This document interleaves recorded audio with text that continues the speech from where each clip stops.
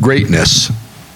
I had to look that up just to make sure I had it right, because that word's been ballied around a lot lately. Greatness means above average or normal, the ability or quality above the norm, most important, quality of eminence, being distinguished. Those are all greatness. Today we see greatness in a small thing, a small seeing of an insignificant act. Seriously, her act is not going to have a big impact on the treasury of the temple, I assure you. But the Greek in this text reads, and I love this, Jesus was watching how the crowd cast money into the treasury. He was looking at their faces. He was watching what was on their faces as they dropped the money into the treasury. And he noticed something in this woman. You see, Jesus is not just looking at how much each person is putting in. He's looking at how they make their donation. Joyful, sad, making a big show of it? Is it humility? Is it with great pride? What's their attitude? And he watches this poor woman put in a pittance, and he sees greatness. He calls his disciples over, and he says, I want you to notice this woman. Notice her. And again, I keep couching this because the whole week as I thought about this text, I kept saying Jesus seeing himself in that woman. Giving it all. Giving it all. In today's world of Disneyland and Donald Trump's, greatness can seem very big and only a bit by what Jesus calls greatness. See, Jesus is calling our attention to the power of the small. And in this country, it's always about big, the biggest building, the biggest church. A friend of mine who was a general minister for years wrote a book called 2020. And it's about the church and trying to create new churches. And he said, I was going to name it Steeple Envy because of all the political battles that pastors go to get the big church. The big church. But small things matter. Did you know a single butterfly 5,000 to 10,000 miles away can determine the course of a hurricane? This is what chaos theory came up with. It's called the butterfly effect. It's a real thing. The simple flopping of two wings of a butterfly thousands of miles away can set up a vector of changes that can subtly amplify themselves and actually change the weather enough to change the course of a hurricane. Wouldn't that be interesting? We're concerned that Hurricane Theo is going to be hitting the East Coast, so we've released butterflies in South America. Wouldn't that be interesting? It's amazing. And for those of you who've seen It's a Wonderful Life, and I love this movie, there's this black woman in there. She's actually one of the few black women that got hired in Hollywood. She's the housekeeper, and her name is Annie. You remember Annie from It's a Wonderful Life? Probably not. But there's one line in there that sticks out, and she shows what a great human being she is. When George is in trouble and all the neighbors are coming and putting their money in the clothes basket, she comes with this jar and she's pouring it in there, and they go, "Where'd you get all that money?" And she's got a big smile on her face, and she says, "I've been saving my whole life for a divorce in case I gets married." It's a wonderful line. It's anecdotal, but it's also, if you notice, she's the richest one there. You look what's on her face. I've just been saving my whole life. It's a wonderful place, and it's almost not noticeable. It happens within the cacophony of all this wonderful joy. It's amazing. She gave it all. And Jesus has been trying to get his disciples to see. That's what he's doing here. If you look at, he's got, right before this, he cures the blind man, and the disciples don't get it. And Jesus is going, hey, how can I cure all these blind people and I can't get my disciples to see? And by the way, when he's talking to his disciples, he's talking to the church. Mark makes it very clear. He's talking to us. He gives sight to the blind, but he lacks the ability to give sight to his disciples. And over, he says, notice this. They're little things. Can you notice this? What are you guys, blind? You know, I have a friend, and some of you know him, Paul Reed. And I was taken aback one day when he came up and he looked me in the eye and he said, "Curse you, Red Hawk." And I went, "What?"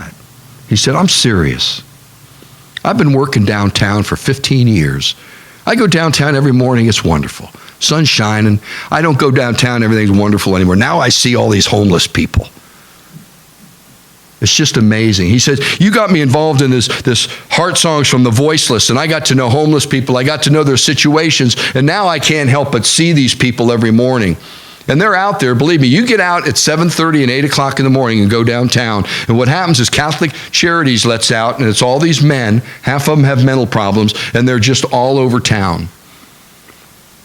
And of course, my view is I went down there in the morning to shoot some videos of it for the Heart Song, and I actually introduced myself to a few of them, got to know them. And I got to thinking, what would happen if every morning the guy who's on the corner going, "Hey," trying to wave down cars, but he didn't want anybody to stop. He's just trying to wave down cars. What if someone said, "Hey, Jim, how you doing this morning?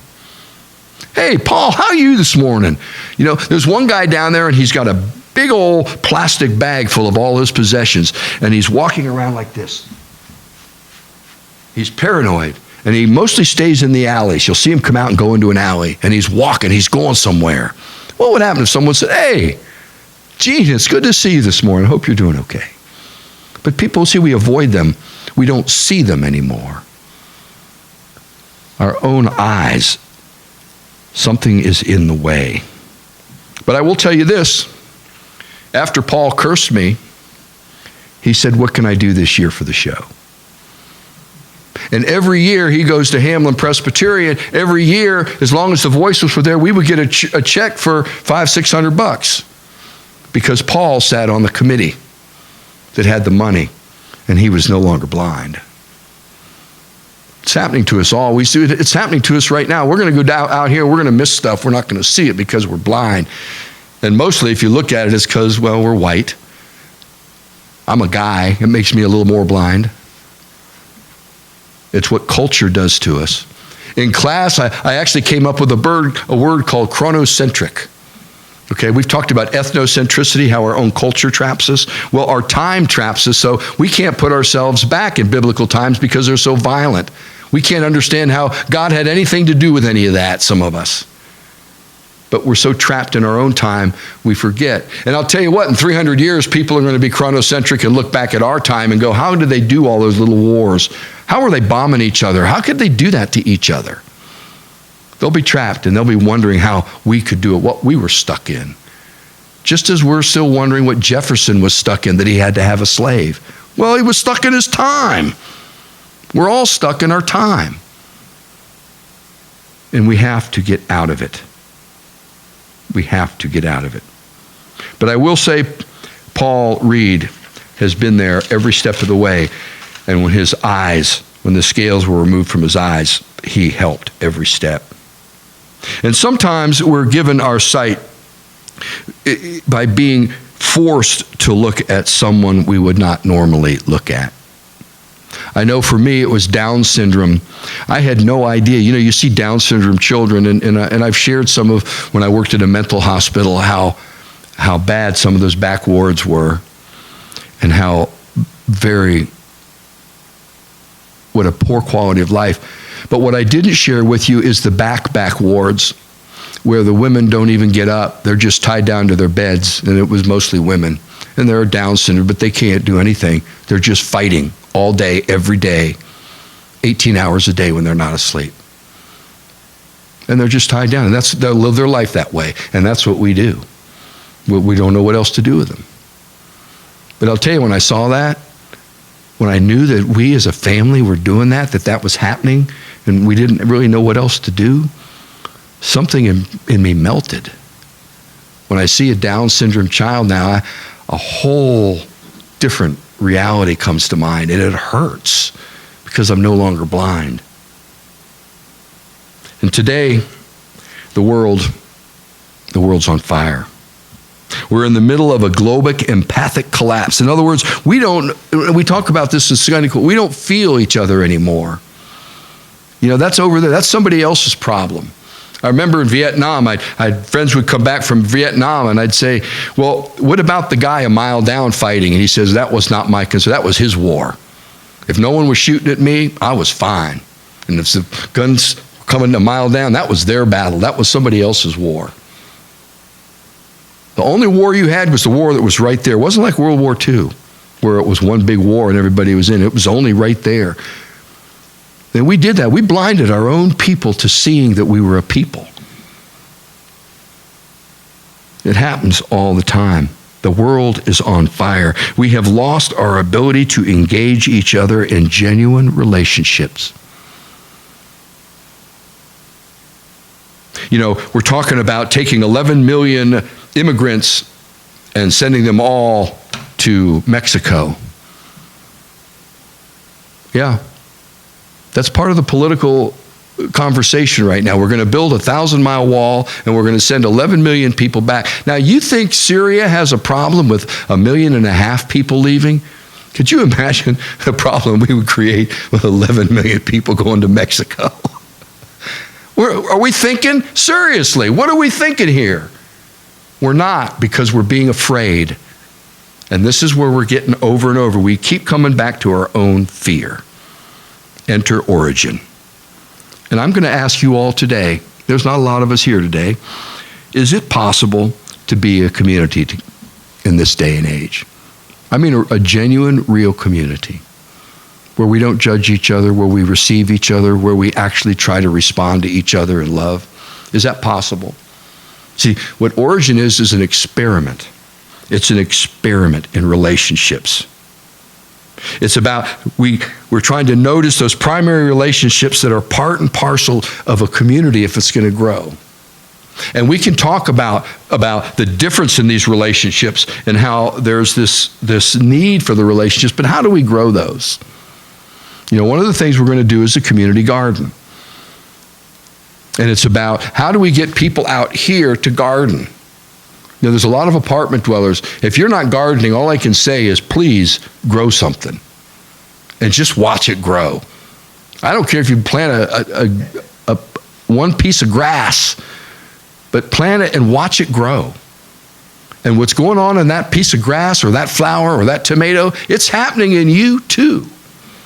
That's a primary relationship that we're losing touch with. The community garden is going to try to teach that. And I'll be honest, if you sit there and do gardening with someone, you're going to start talking and relationships will happen.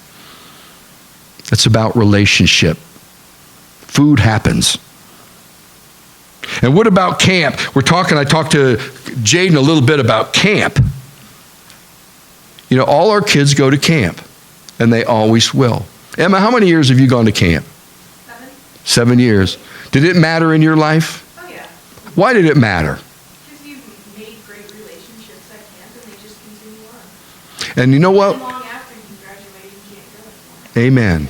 And we're not a motorboat camp. Some camps you go to, and they have motorboats, and they have all kinds of things you can do. And yeah, we play. But mostly what we do is we try to notice what's going on between us about relationships. And when I go to pick up kids from camp, they don't want to come home. Seriously. You almost have to pull them away from each other. There were years when my kids were in camp. For the 3 days after camp, my basement was full of kids because none of them wanted to go home, so they just set up camp in my basement. Why? Because they were getting a foretaste of what God calls us to. And that's genuine community. And look at worship. You know, I try not to be judgmental. I really try. I try to stay and keep on the thread of love, that we might find God's love in the midst of our own truths, that we might do life. It's not, you know, one of the greatest honors someone said to me is, Red Hawk, you don't tell us what to think, you try to teach us how to think. I want you all to think for yourselves. I want you to trust the life inside of you where your life and God's life meet. That's the junction where it's happening. And that's the junction this lady knew. And that's the junction Jesus was noticing all over the place. And look at our study. You know, I'll admit, I've been challenged. Our study gets a little academic, and we get up there. And I I want to apologize for that, but I really don't. So I'm sorry, but I'm not. I'm just trying to do my faith, and I'm trying to do it in a way that shares it. And I think, whoever said all good preachers are narcissists with an inferiority complex, and I've said that before, I think that's true, and welcome to me. But I want you, all of you, I want you to see that what's going on here is because of you.